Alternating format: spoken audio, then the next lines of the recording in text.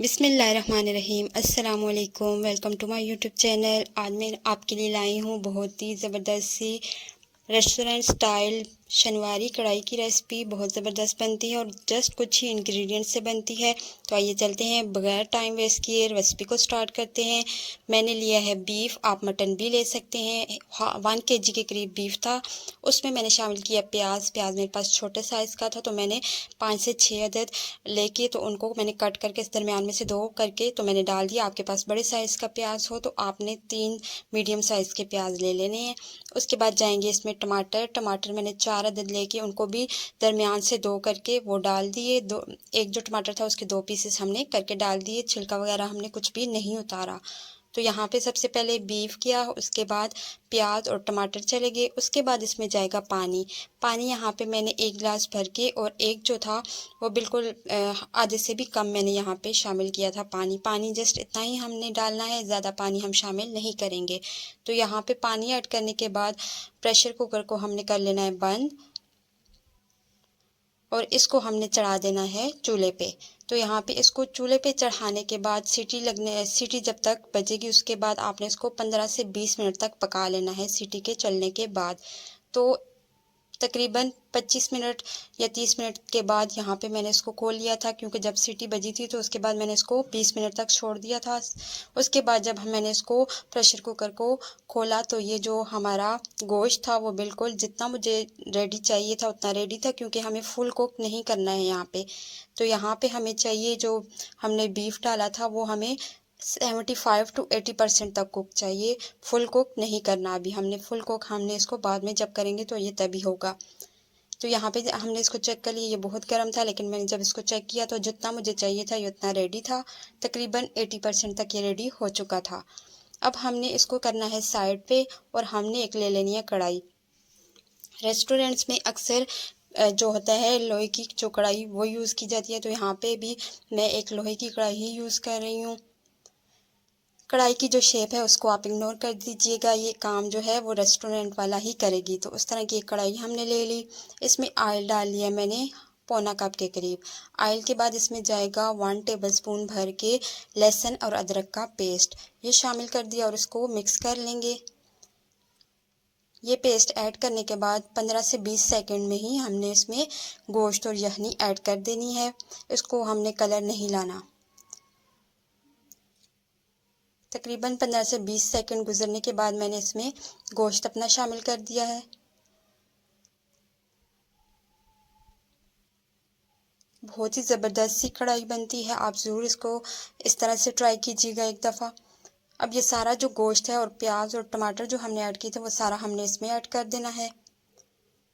और पानी भी आपने यखनी भी इसी टाइम पे आपने इसको यखनी को भी इसमें ऐड कर देना है। अब हमने यहाँ पे क्या करना है, हमने इसको हाई फ्लेम पे पकाना है। और कब तक पकाना है, जब तक इसका पानी ड्राई नहीं हो जाता। उसके साथ साथ हमने एक काम करना है कि हमने इसकी साथ साथ चम्मच चलाते रहना थोड़े थोड़े वक्फे से। शुरू में तो ये नीचे नहीं लगेगा, लेकिन हमने चम्मच इसलिए चलानी है कि हमने जो प्याज और टमाटर मोटे मोटे डाले थे, एक तो वो छोटे हो जाएंगे चम्मच चलाने से, दूसरा जो है ये इसके जो टमाटर के जो छिलके हैं वो भी हमने रिमूव साथ साथ में करने हैं। वो किस तरह करने हैं, तो यहाँ पे आप देख सकते हैं 5 से 7 मिनट में ही इसको बॉयल आना स्टार्ट हो चुका है। तो यहाँ पे अब हमने टमाटर के छिलके इस तरह से रिमूव करने के, आपने टमाटर जो है वो लेके तो उसको चम्मच पे डाल के इस तरह से इसका अगर कोई गूदा होगा तो वो निकल जाएगा। और ये जो छिलका है ये हमने निकाल लेना है, ये हमें अपनी कढ़ाई में नहीं चाहिए। तो शनवारी स्टाइल जो रेस्टोरेंट में कढ़ाई बनती है वो लोग भी इसी तरह से छिलकों को रिमूव करते हैं। जब टमाटर का गूदा पक जाता है, गल जाता है, तो साइड पे जो जो चम्मच में वो टमाटर का जो छिलका होता है वो आता जाता है, वो इसको रिमूव करते जाते हैं। तो हमने भी इस तरह से टमाटर के छिलके बिल्कुल भी नहीं छोड़ने हैं, इनको हमने निकालते जाना है। इस तरह से साथ में ये होगा कि आपका टमाटर जो है वो भी जो गूदा है उसका वो भी बिल्कुल पेस्ट बनता जाएगा।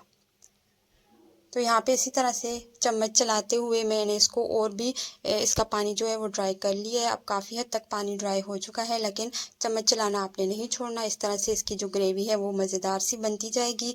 यहाँ पे अभी तक आपने नोट किया होगा कि मैंने कोई भी स्पाइसेस ऐड नहीं किए, तो अभी हम स्पाइसेस ऐड करेंगे, लेकिन बहुत ज़्यादा स्पाइसेस इसमें नहीं जाते हैं। तो जो जो जाते हैं वो हमने ऐड करने हैं। हरी मिर्च 4 लेके उनका पेस्ट बना लिया था, लगने वाली थी तीखी मिर्चें थी वो मैंने ऐड कर दी। आप अपने हिसाब से कम या ज़्यादा कर सकते हैं। हरी मिर्च का पेस्ट चला गया इसमें। इसके बाद इसमें मैं डालूँगी चिली फ्लेक्स 1 टीस्पून, वो हमने ऐड कर दिए इसमें। इसके बाद इसमें जाएगा नमक 1 टेबल स्पून ऐड करेंगे, या फिर हस्ब ज़रूरत जितना आपने ऐड करना हो अपने टेस्ट के हिसाब से। उसके बाद इसमें जाएंगी कश्मीरी लाल मिर्च, जो कलर के लिए मैं यूज़ कर रही हूँ। आप चाहें तो आप इसको स्किप भी कर सकते हैं, लेकिन इससे बहुत अच्छा रेड सा कलर आ जाएगा, तो इस वजह से 1 टीस्पून मैंने वो भी ऐड कर दी। इस दौरान अगर आपको वीडियो अच्छी लग रही है तो लाइक ज़रूर कर दीजिएगा, और बहुत ही सिंपल सी रेसिपी है, इसको शेयर भी कीजिएगा अपने सब फ्रेंड्स और फैमिली के साथ, और इसको घर पे भी ज़रूर ट्राई कीजिएगा। तो यहाँ पे अब हमने इसका पानी जो है बिल्कुल ड्राई करना है, और जब तक पानी ड्राई होगा तो उसके बाद इसमें ऑयल ऊपर आना स्टार्ट हो जाएगा, तो हमने उस वक्त तक के लिए वेट करना है। बस इसे हमने भूनते जाना है, साथ में आपने चम्मच चलाना नहीं छोड़ना। और जो ये देख सकते हैं आपके जो हड्डी गोश्त छोड़ रही है वो उसको हम निकाल रहे हैं, इसका ये मतलब है कि गोश्त बिल्कुल डन हमारा हो चुका है। तो यहाँ पे आप देख सकते हैं कुछ ही टाइम के बाद इसका जो ऑयल है वो ऊपर आना स्टार्ट हो चुका है। अब इसमें आप यहाँ पे थोड़ा सा पानी भी ऐड कर सकते हैं। लास्ट में मैं इसमें ज़ीरा पाउडर ऐड कर रही हूँ, पहले हम नहीं ऐड करेंगे, नहीं तो इसका कलर ख़राब हो सकता है हमारी कढ़ाई का। तो यहाँ पे लास्ट में हमने इसमें ज़ीरा पाउडर ऐड किया। इसके बाद आप यहाँ पे इसमें थोड़ा सा पानी का छिड़काव भी कर सकते हैं, मैंने भी यहाँ पे डाला था थोड़ा सा पानी। पानी डालने के बाद इसको मिक्स करेंगे, बिल्कुल थोड़ा सा, हमने ज़्यादा पानी इसमें ऐड नहीं करना क्योंकि ये कढ़ाई है, लेकिन थोड़ा सा पानी ऐड करेंगे। उसको मिक्स करने के बाद जब ये थोड़ा सा हमने उसके नीचे फ्लेम को ऑन किए रखना है, तो उसके बाद ये खुद ही इतना सा ऊपर इसके बिल्कुल ऑयल सा आ जाएगा। उससे ऑयल से ही ऊपर आता है। जब आप थोड़ा सा पानी इसमें ऐड करके इसको छोड़ देंगे, 2 मिनट तक पका लेंगे, तो ग्रेवी भी बहुत अच्छी स्मूथ सी हो जाएगी। तो यहाँ पे हमारी जो कढ़ाई है बिल्कुल डन हो चुकी है। बस 1 से 2 मिनट तक मैंने इसको और पकाया है यहाँ पे। और जैसे ही ऑयल ऊपर आएगा हमने फ्लेम को ऑफ कर देना है। उससे पहले हम इसको गार्निश करेंगे हरी मिर्चों के साथ और अदरक के साथ। अगर आपके पास हरा धनिया हो तो आप वो भी ऐड ऑन कर सकते हैं। यहाँ पे हरी मिर्चें और अदरक डालने के बाद फ्लेम को मैंने ऑफ कर दिया था। तो हमारी मज़ेदार सी शनवारी रेस्टोरेंट स्टाइल शनवारी कढ़ाई तैयार है। आप भी इसको इस ईद पे ट्राई कीजिएगा। बहुत डिफरेंट सी और बहुत यूनिक सी और बहुत मज़ेदार और टेस्टी रेसिपी है, और बहुत जल्दी बनने वाली रेसिपी है। आप ज़रूर इसको ट्राई कीजिएगा। कम इंग्रेडिएंट्स के साथ बनती है लेकिन बहुत ही टेस्टी होगी। आपको घर में रेस्टोरेंट स्टाइल जैसा जायका मिलेगा। उम्मीद करती हूँ आपको आज की मेरी ये रेसिपी पसंद आई होगी। वीडियो पसंद आई हो तो लाइक और शेयर कर दीजिएगा, और अगर चैनल पे न्यू है तो मेरे चैनल को भी सब्सक्राइब करके बेल का आइकन प्रेस कर दीजिएगा। Thanks for watching.